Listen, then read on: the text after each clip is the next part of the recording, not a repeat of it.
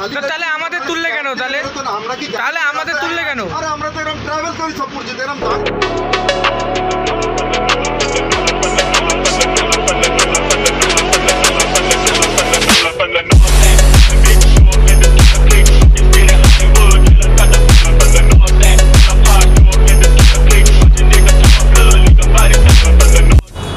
Good afternoon guys, আজকে চলে এসেছি নতুন এবং ফ্রেশ একটা ব্লগ নিয়ে।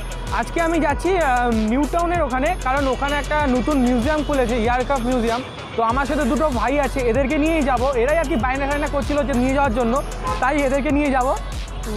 এখন আমি আছি বিধাননগরে, ফুটব্রিজের উপরে, তোমরা দেখতেই পাচ্ছ। তো চলো কীভাবে যাবো সব তোমাদেরকে ডিটেলস দিয়ে দেবো, কীভাবে যেতে হয় আর কত কী খরচা হয় সব ডিটেলস দিয়ে দেবো। আচ্ছা, এখন আমরা হাটকর মোড়ের দিকে যাচ্ছি, কারণ হাটকর মোড় থেকে আমরা নিউ টাউনে যাওয়ার বাসে উঠবো। আর হ্যাঁ, hi everyone, welcome back to my channel আয়ামস্বরূপ। চলো ভিডিও শুরু করা যায়।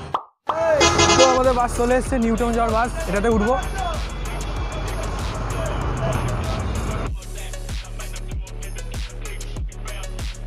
বিধাননগর থেকে নিউ টাউন যাওয়ার যে কোনো বাসে উঠে বিশ্ব বাংলা গেটের সামনে নামতে হবে। টিকিট মূল্য 15 টাকা নেবে। যাবে না মানে সবাই বলছে তুমি চলে যাচ্ছ, কথাই বলছো না।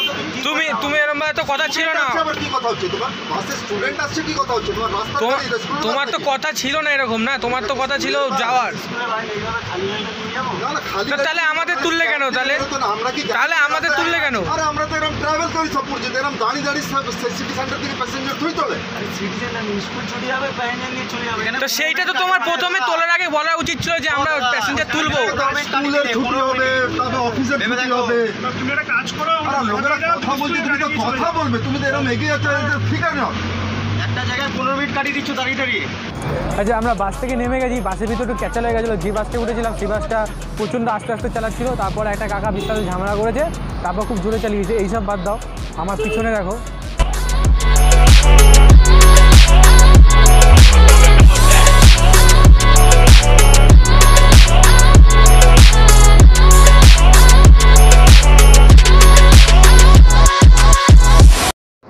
আমরা এই রোড বরাবর হেঁটে চলছি, ওই দিকে দেখা যাচ্ছে বিশ্ব বাংলা গেট।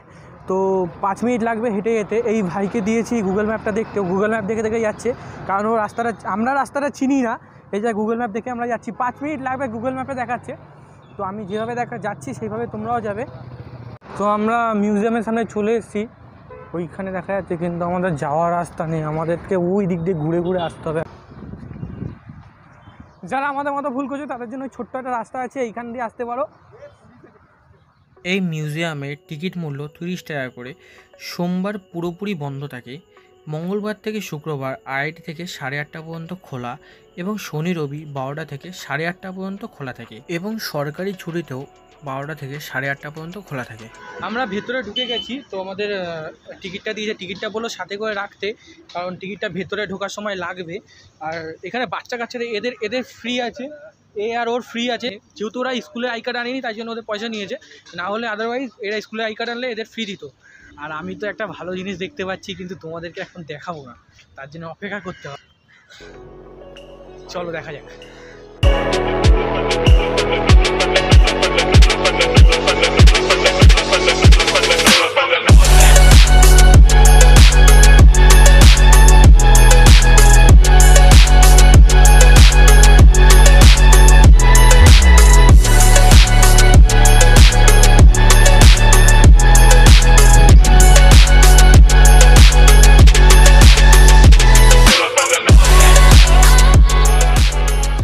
এই বিমানটার নাম তুফলেভ TU-142M।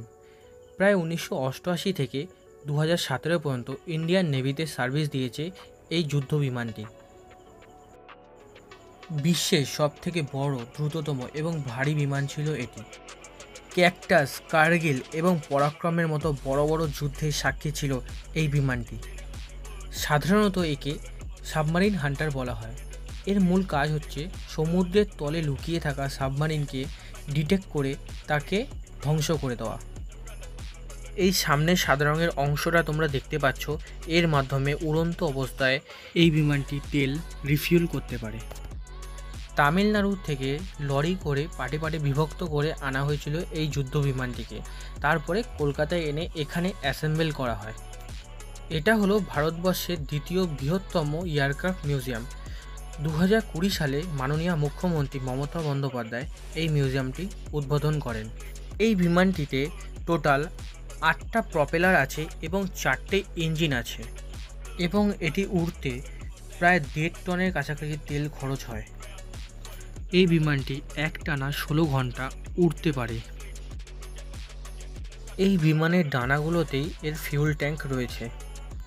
পিছন দিক থেকে হওয়া শত্রুপক্ষের আক্রমণ থেকে রক্ষা পাওয়ার জন্য দুটো বড় বড় বন্দুক লাগানো আছে, যা সেকেন্ডে 20 রাউন্ড গুলি চালাতে পারে, এবং এটা ম্যানুয়ালি চালাতে হয়। এখানে একজন বসেই চালাতে পারবে।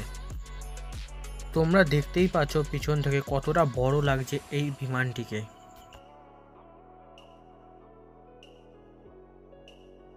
এক ঘন্টায় প্রায় 900 কিলোমিটার উড়ে যেতে পারে এই বিমানটি।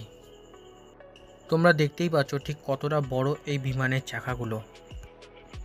আমি এই বিমানের ব্যাপারে বেশি কিছু জানতাম না, ভেতরে গাইড দাদারাই আমাকে সব বলে দিয়েছে বিস্তারিতভাবে। তোমরাও চিন্তা করো না, ভেতরে গাইড দাদা আছে, ভালো করে তোমাদেরকে বুঝিয়ে দেবে। যারা যারা এখানে আসবে, ভেতরে ঢুকবে, তোমাদেরকে সব বিস্তারিতভাবে বুঝিয়ে দেবে। ভেতরে অনেক মিসাইল রাখা রয়েছে, যেগুলো ছবি তোলা বারণ আছে। যেহেতু ইন্ডিয়ান নেভিতে সার্ভিস করেছে এই জাহাজটি, তাই অনেক কনফিডেন্সিয়াল ব্যাপার রয়েছে, যেগুলো আমি ছবিতে তুলিনি। হয়তো তোলা যেত, কিন্তু যেহেতু আমাদের আর্মির ব্যাপার, দেশের ব্যাপার, সেই জন্য আমি তুলিনি। এইখান থেকেই মিসাইল বার হয়ে শত্রুপক্ষকে ধ্বংস করে দেয়।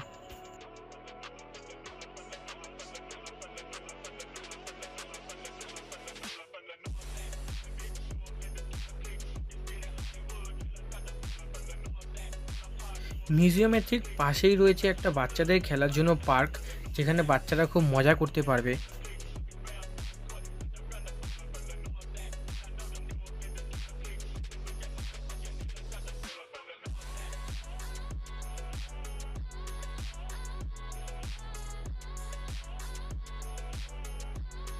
আরও এরকম নতুন জায়গার খোঁজ পেতে আমার চ্যানেলটা ডেফিনেটলি সাবস্ক্রাইব করতে পারো।